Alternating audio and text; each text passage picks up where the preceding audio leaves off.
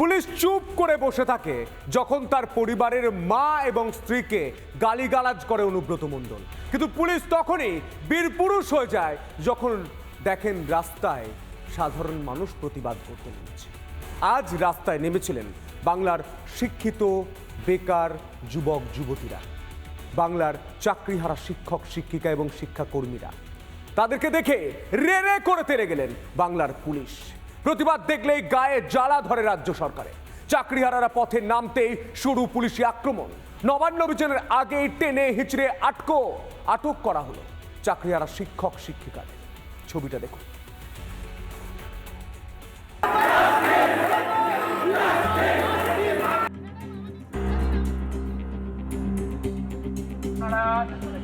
আবার বারবার বলা হচ্ছে আপনারা এখানে কেউ অযথা জমায়েত করবেন না।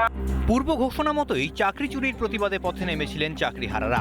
গন্তব্য ছিল নবান্ন।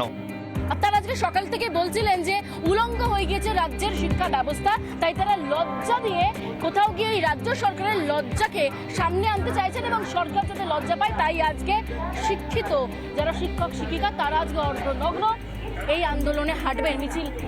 কিন্তু প্রতিবাদ করার সমস্ত সুযোগই কেড়ে নিল পুলিশ। প্রতীকী অর্ধনগ্ন মিছিল থেকে আটক একাধিক।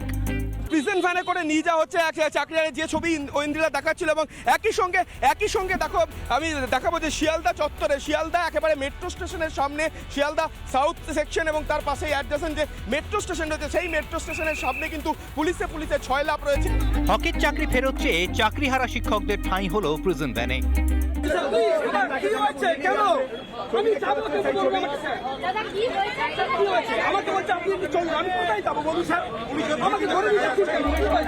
প্রতিবাদীদের কণ্ঠরোধ করতে যদিও প্রথম থেকেই অতি সক্রিয় ভূমিকায় দেখা যায় পুলিশকে।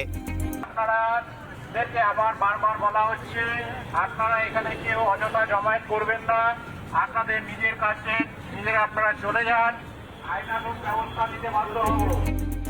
পুলিশে বর্বরতার একই ছবি দেখা যায় ধর্মতলাতেও।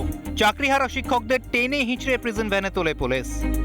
ঠিক প্রিজন ভ্যান ডাকা রয়েছে এবং সেই প্রিজন ভ্যানে করে যাদেরকে সন্দেহের মধ্যে তাদেরকে নিয়ে আটক করে লালবাজারে নিয়ে যাচ্ছে। এবং এর মধ্যেই চাকরিহারা সন্দেহে মালদার এক যুবককে আটক পুলিশের। দীর্ঘক্ষণ পর প্রমাণপত্র দেখিয়ে পুলিশের হাত থেকে মুক্তি যুবকের। এটা খুবই খারাপ লাগছে, এটা উচিত নয়। কি দেখতে চাইলো আপনার কাছে? আমার কাছে যে স্যালারি স্টেটমেন্ট দেখতে চাইলো যে আমি সত্যি চাকরি করছি কিনা বর্তমানে, নাকি আন্দোলন করতে এসে আমি চাকরি হারাদের মধ্যে একজন কিনা।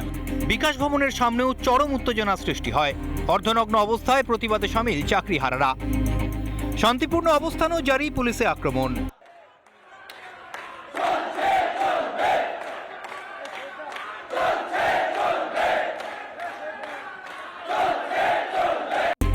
নবান্নর কাছ থেকে আটক এক শিক্ষিকা।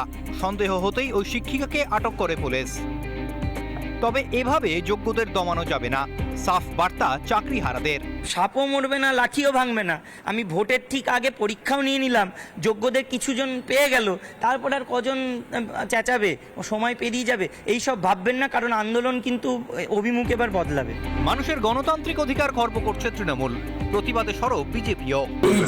এই রাজ্যকে মাননীয় মুখ্যমন্ত্রী পুলিশ স্টেটে পরিণত করে দিয়েছে। এইভাবে গণতান্ত্রিক অধিকার কেড়ে নেওয়া যায় না।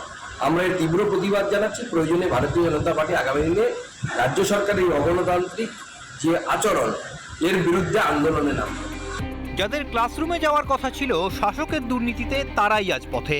প্রতিবাদ দমাতে লাগাতার চেষ্টা চালাচ্ছে প্রশাসন। তারপরও ন্যায্য দাবিতে মাটি কামড়ে লড়ে যাচ্ছেন হাজার হাজার যোগ্য চাকরি প্রার্থী। রিপাবলিক বাংলা। নানা ধরনের কন্টেন্ট দেখার জন্য লাইক করুন, শেয়ার করুন আমাদের ফেসবুক পেজ, সাবস্ক্রাইব করুন আমাদের ইউটিউব চ্যানেল। পাশাপাশি অন্যান্য ব্রেকিং নিউজের জন্য অবশ্যই চোখ রাখুন রিপাবলিক বাংলায়।